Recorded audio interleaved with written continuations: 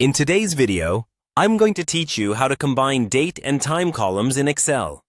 This is really handy when you have one column that holds a date, like 3/27/2026, and another column that holds a time, like 2:30 p.m., and you want them together in a single cell as a proper date and time value that Excel understands.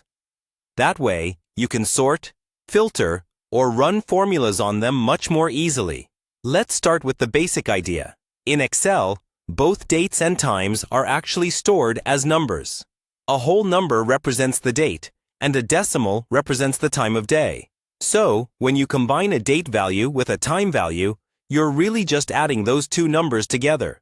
We're going to take advantage of that in our formula. Imagine you have your date values in one column, say column A, and your time values in the next column, column B. First, click into an empty cell where you want the combined result to appear. This could be in column C, right next to your existing data, so you can clearly see what's happening. In that empty cell, type a formula that adds the date cell to the time cell. For example, you would type an equal sign, then click the cell with the date, type a plus sign, then click the cell with the time. When you press Enter, Excel will calculate a single value that represents both the date and the time together.